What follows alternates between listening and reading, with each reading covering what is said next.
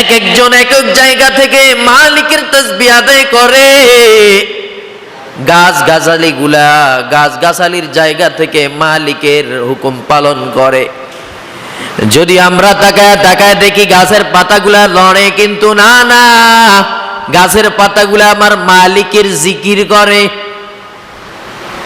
এগুলা কিছু কিছু প্রাণী আছে, তারা রুকু অবস্থায় থাকে। জীবজন্তু, পশু পাখি, চতুষ্পদ জন্তু, এরা সব সময় রুকু অবস্থায় থাকে, আর রুকু অবস্থায় থাকে আমার মালিকের জিকির করে।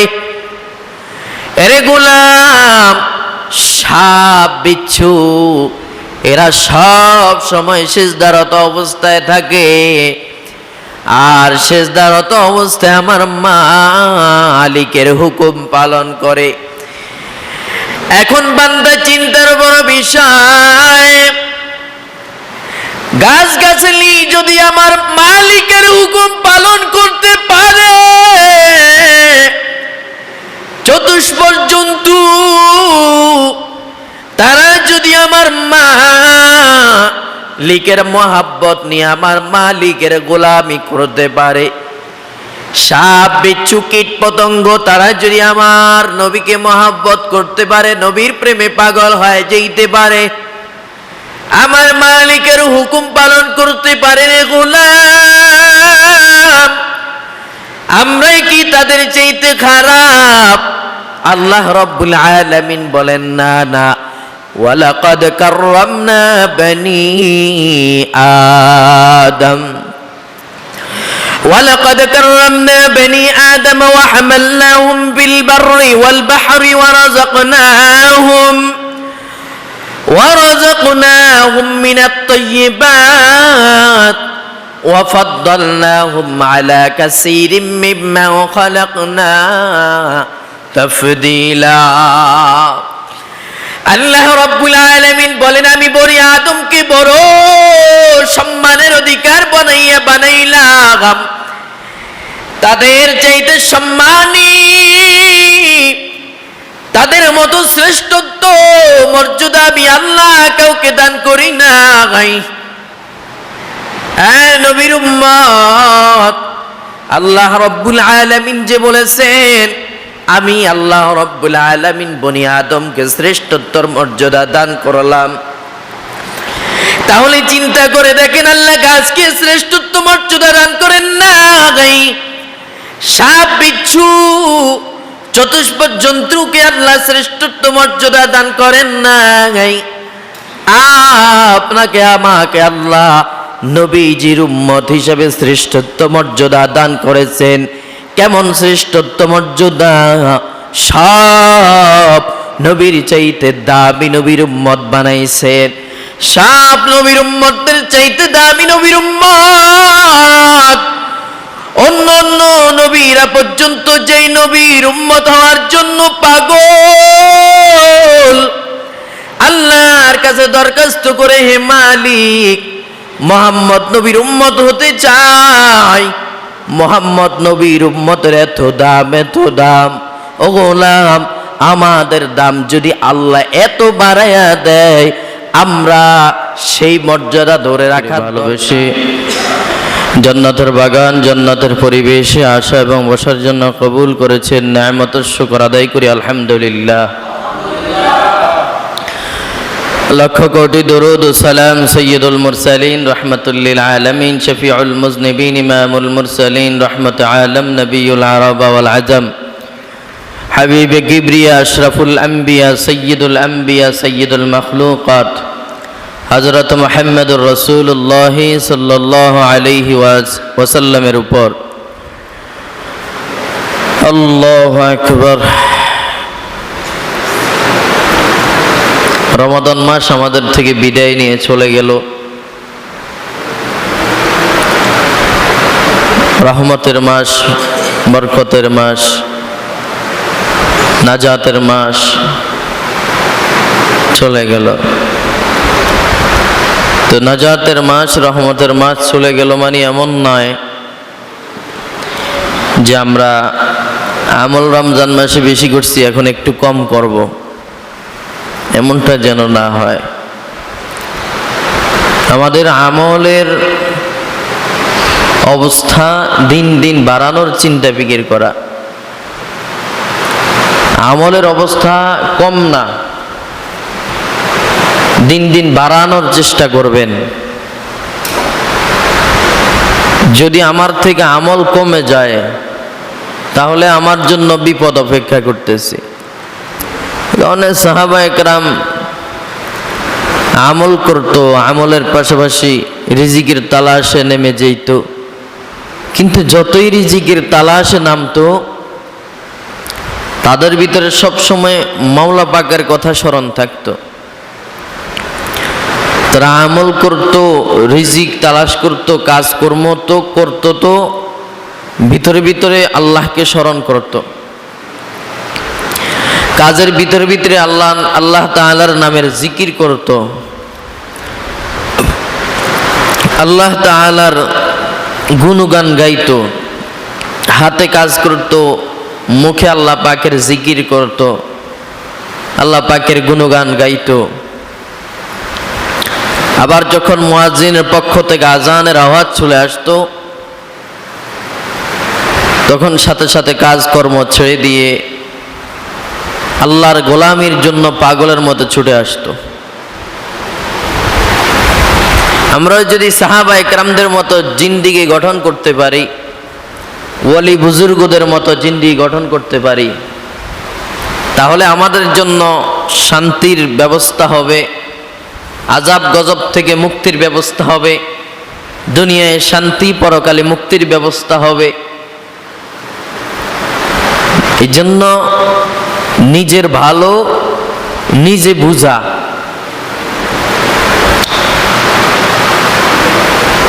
আপনার ভালো যদি আমি বুঝতে যাই তাহলে কেমন?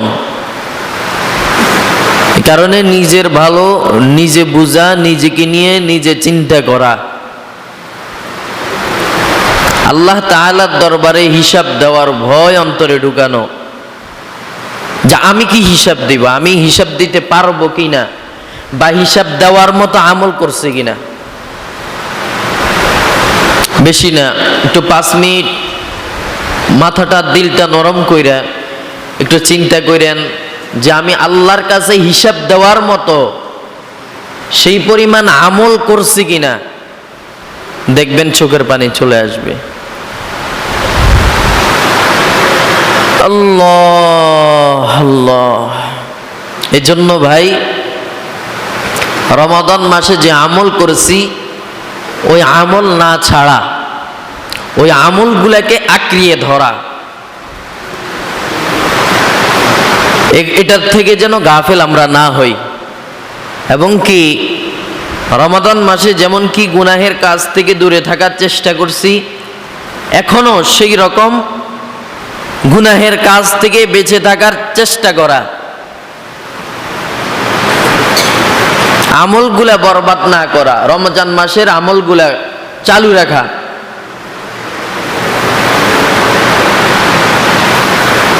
ওভার ডিউটি, মাঝে মাঝে ওভার ডিউটি করা।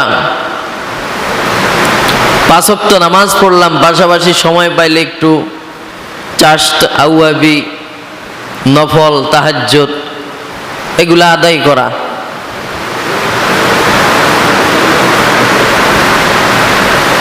ভাই, আমরা প্রত্যেকের হিসাব নিয়ে আল্লাহর দরবারে উঠব। প্রত্যেকের নবীজিকে কতটুকুন ভালোবাসছি, নবীকে কতটুকুন মহাব্বত করেছি, প্রত্যেকের জায়গা থেকে প্রত্যেকের নিজ কর্ম নিয়ে আল্লাহর দরবারে দাঁড়াইতে হবে। আহা, দুনিয়ার লাইনে যারা রসুলের মহাব্বত অন্তরে আছে, রসুলকে মানছে, রসুলের প্রেম ভালোবাসা অন্তরে ঢুকছে, এত উম্মতের মধ্যে রসুল তাদেরকে চিনবে কেমনে? কিয়ামতের দিন, আহা,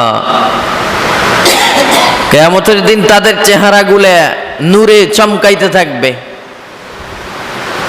যারা দুনিয়ার লাইনে আমল করেছে, রসুলের প্রেম ভালোবাসা অন্তরে ধারণ করেছে, রসুলকে মহাব্বত করেছে, কিয়ামতের দিন তাদের চেহারা চমকাইতে থাকবে। আর চেহারা দেখে দেখে তাদের চেহারা দেখে দেখে রসুল শাফাত করে তাদেরকে জান্নাত দান করবে। আল্লাহ রাব্বুল আলামিন সেই দিন রসুলকে শাফাতের হুকুম করবে, ইয়া রাসূলুল্লাহ, আপনি আপনার উম্মত যারা আপনাকে মহাব্বত করেছে, আপনাকে ভালোবাসছে, আপনি তাদেরকে আজকে শাফাত করেন, যান আপনার সাথে নিয়ে যান। এজন্য ভাই এই চিন্তা করা যে আমি কি আসলেই রসুলের শাফাত পাওয়ার মতো কাজ করছি কিনা, আল্লাহর দরবারে হিসাব দেওয়ার মতো কাজ আমার করছি কিনা, এগুলা নিয়ে চিন্তা করা, গবেষণা করা, আল্লাহ সৃষ্টি নিয়ে চিন্তা করা, আল্লাহ সৃষ্টি নিয়ে গবেষণা করা। আমি যে আয়াত তেলাওয়াত করেছি, আয়াতের মধ্যে আলোচ্য বিষয় হচ্ছে আল্লাহর সৃষ্টি, আল্লাহর সৃষ্টি কৌশল নিয়ে চিন্তা করা, গবেষণা করা। আল্লাহ রাব্বুল আলামিন আমাদেরকে সৃষ্টি করেছেন, এমনি এমনি সৃষ্টি করেছেন নাকি ভাই কোনো উদ্দেশ্য আছে? উদ্দেশ্য আছে না? জমির মধ্যে চাষাবাদ করি, এমনি এমনি করি নাকি পিছনে কোনো উদ্দেশ্য আছে? উদ্দেশ্য আছে। ঠিক তেমনি ভাবে আল্লাহ রাব্বুল আলামিনও আমাদেরকে বানাইছেন এমনি এমনি না, উদ্দেশ্য আছে পিছনে। এ কারণে সেই কথাটা যেন আমরা ভুলে না যাই। কারণে আল্লাহ রাব্বুল আলামিন বলেন, তোমরা আমার সৃষ্টি নিয়ে গবেষণা করো, চিন্তা করো, ফিকির করো। আল্লাহ রাব্বুল আলামিনের সৃষ্টিগুলো এত সুন্দর, এক একজন এক এক জায়গা থেকে মালিকের তাসবিহ আদায় করে।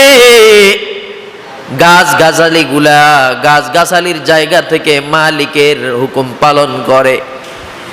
যদি আমরা তাকায় দেখি গাছের পাতাগুলা লড়ে, কিন্তু না, গাছের পাতাগুলা আমার মালিকের জিকির করে। এগুলা কিছু কিছু প্রাণী আছে, তারা রুকু অবস্থায় থাকে, জীবজন্তু, পশু পাখি, চতুষ্পদ জন্তু, এরা সব সময় রুকু অবস্থায় থাকে। আর রুকু অবস্থায় থাকে আমার মালিকের জিকির করে। এরে গোলাম, সাপ বিচ্ছু, এরা সব সময় সিজদারত অবস্থায় থাকে, আর সিজদারত অবস্থায় আমার মালিকের হুকুম পালন করে। এখন বান্দা চিন্তার বড় বিষয়, গাছগাছালি যদি আমার মালিকের হুকুম পালন করতে পারে, চতুষ্পদ জন্তু তারা যদি আমার মালিকের মহাব্বত নিয়ে আমার মালিকের গোলামি করতে পারে, সাপ বিচ্ছু কীট পতঙ্গ তারা যদি আমার নবীকে মহাব্বত করতে পারে, নবীর প্রেমে পাগল হয়ে যেতে পারে, আমার মালিকের হুকুম পালন করতে পারে রে গোলাম, আমরাই কি তাদের চাইতে খারাপ? আল্লাহ রাব্বুল আলামিন বলেন, না, ওয়ালাকাদ কাররামনা বনি আদম, ওয়ালাকাদ কাররামনা বনি আদম ওয়া হামালনাহুম বিল বাররি ওয়াল বাহরি ورزقناهم من الطيبات وفضلناهم على كثير ممن خلقنا تفضيلا। আল্লাহ রাব্বুল আলামিন বলেন, আমি বনি আদমকে বড় সম্মানের অধিকার বানাইলাম, তাদের চাইতে সম্মানী, তাদের মতো শ্রেষ্ঠত্ব মর্যাদা আমি আল্লাহ কাউকে দান করি না। নবীর উম্মত, আল্লাহ রাব্বুল আলামিন যে বলেছেন, আমি আল্লাহ রাব্বুল আলামিন বনি আদমকে শ্রেষ্ঠত্বর মর্যাদা দান করলাম। তাহলে চিন্তা করে দেখেন, আল্লাহ গাছকে শ্রেষ্ঠত্ব শ্রেষ্ঠত্ব মর্যাদা দান করেন না। সাপ বিচ্ছু চতুষ্পদ জন্তুকে আল্লাহ শ্রেষ্ঠত্ব মর্যাদা দান করেন না। আপনাকে আমাকে আল্লাহ নবীজির উম্মত হিসেবে শ্রেষ্ঠত্ব মর্যাদা দান করেছেন। কেমন শ্রেষ্ঠত্ব মর্যাদা! সব নবীর চাইতে দামি নবীর উম্মত বানাইছেন। সব নবীর উম্মতের চাইতে দামি নবীর উম্মত। অন্য অন্য নবীরা পর্যন্ত যেই নবীর উম্মত হওয়ার জন্য পাগল, আল্লাহর কাছে দরখাস্ত করে, হে মালিক, মুহাম্মদ নবীর উম্মত হতে চাই। মুহাম্মদ নবীর উম্মতের এত দাম, এত দাম। ও গোলাম, আমাদের দাম যদি আল্লাহ এত বাড়াইয়া দেয়, আমরা সেই মর্যাদা ধরে রাখার দরকার। সেই মর্যাদা যদি ধরে রাখতে হয় রে ভাই, আল্লাহর গোলামির মধ্যে মশগুল হয়ে যাও।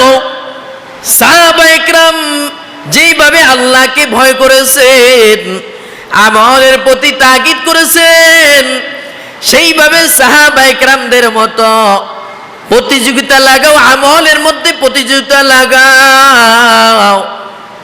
বান্দা আল্লাহ তাআলার দরবারে হিসাব দেওয়ার ভয় অন্তরে ঢুকায় নেন। আল্লাহ রব্বুল আলামিন 7 আসমান বানাইছেন ভাই, একটা খুঁটিও তৈরি হয় না। দুনিয়ার মধ্যে আমরা যদি একটা ঘর তৈরি করতে হয়, খুঁটি ছাড়া ঘর হয় না। কিন্তু সারা জাহান, সারা পৃথিবী আমার দয়াময় আল্লাহ কত সুন্দর করে বানাইছেন, একটা খুঁটিরও প্রয়োজন হয় নাই। 7 আসমান আল্লাহ বানাইছেন, একটা খুঁটিরও প্রয়োজন হয় নাই। মাঝে মাঝে আকাশের দিকে তাকায় দেখেন, আকাশের দিকে যখন সন্ধ্যা হয়, সন্ধ্যাবেলা মাঝে মাঝে আকাশের দিকে 5-10 মিনিট তাকায় দেখেন, কত সুন্দর আসমান আল্লাহ বানাইছেন। আর চিন্তা করেন, আসমান যদি এত সুন্দর হয়, না জানি আমার আল্লাহ কত সুন্দর। আল্লাহ রব্বুল আলামিন আমাদের জন্য কত সুন্দর, কতভাবে, কত নানা রকম, কত জন্তু, কত সুন্দর সুন্দর জিনিস পাঠাইছেন, সৃষ্টি করেছেন। আল্লাহ রব্বুল আলামিন এই যে পৃথিবী, এক সময় কোনো প্রাণ ছিল না, আল্লাহ রব্বুল আলামিন এই মৃত পৃথিবীকে জীবিত জীবন দান করেছেন, জীবিত করেছেন। আসমান বানাইলেন, জমিন বানাইলেন রে ভাই। জমিনটা আল্লাহ রব্বুল আলামিন বিছানা স্বরূপ বানায় দিলেন গোলাম, যাতে করে আমার মালিকের কদমে সেজদা দিতে পারো। ও গোলাম, যাতে করে আমার মালিকের মহব্বত নিয়ে জমিনের মধ্যে চলতে পারো। জমিন দেখো কত নীরব, জমিনের কোনো আওয়াজ নাই। আল্লাহ রব্বুল আলামিন বলেন, হে বনি আদম, এই জমিন থেকে শিক্ষা নাও। জমিন যেমন কোনো ঝগড়া ফাসাদ করে না, জগতে আঘাত করো, জমিন কোনো কিছুই বলে না। জমিনের মতো নরম হয়ে চলো। আমার নবী জমিনের মধ্যে এত বিনয়ের সাথে চলতেন, এত বিনয়ের সাথে চলার কারণে আল্লাহ রব্বুল আলামিন আমার নবীর চলাফেরা এত দামি করে দিলেন। এখন আমার নবী যখন জমিনের মধ্যে পা রাখেন, আর নবীর পায়ের নিচে যদি কোনো কয়লা থাকে, যদি কোনো পাথর থাকে, আমার নবী পা রাখলে নবীর কষ্ট হবে।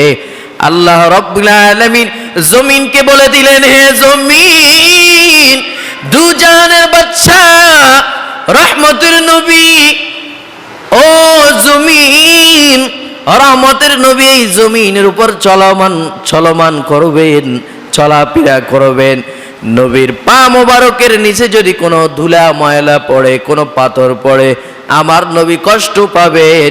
খবরদার জমিন, আমার নবীর পায়ের সাথে যদি কোনো ওই যে কণা পাথর যদি পড়ে যায়, আমার নবীর যেন কষ্ট না হয়, সাথে সাথে তোরা জমিনের সাথে মিশ হয়ে যাবে। ঠিক আল্লাহর নবী যখন জমিনের মধ্যে চলতেন, নবীর পায়ের নিচে যদি কোনো কণা পড়তো, নবীর পায়ের নিচে যদি কোনো পাথর পড়তো, আর মায়ার নবী যখন সেখানের মধ্যে পা রাখতেন, সাথে সাথে ওই কণা পাথরগুলা গলে জমিনের মধ্যে সমান হয়ে যাইত।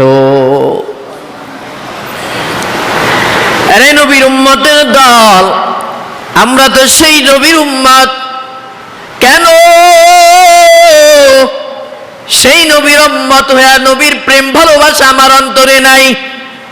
সেই নবীর ভালোবাসা কি তোমার অন্তরে নাই রে মুমিন?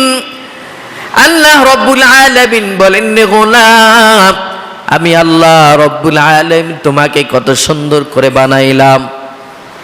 দেখো কিভাবে চক্ষু দান করলাম। কত মানুষের চক্ষু নাই, আমি আল্লাহ রব্বুল আলামিন তোমাকে দুইটা চক্ষু দান করলাম। এই চক্ষু দিয়ে তুমি আমলনামার দিকে চলে যাইবা। এই চক্ষু দিয়ে দেখে দেখে কোরআন তেলাওয়াত করবা। মসজিদে হেঁটে হেঁটে যাইবা, আমি মালিকের গোলামি করবা।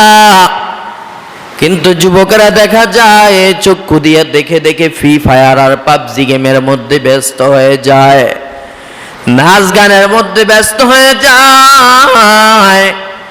এ গোলাম, আল্লাহর হুকুম মানো, নবীর সুন্নাহ মোতাবেক চলো। কত মানুষকে আল্লাহ দেখো দুইটা চক্ষু দান করেন না, দুনিয়ার মধ্যে বাইচা থাকে পৃথিবীর কোন। আল্লাহ রব্বুল আলামিন আপনাকে আমাকে দুইটা হাত দান করেছেন।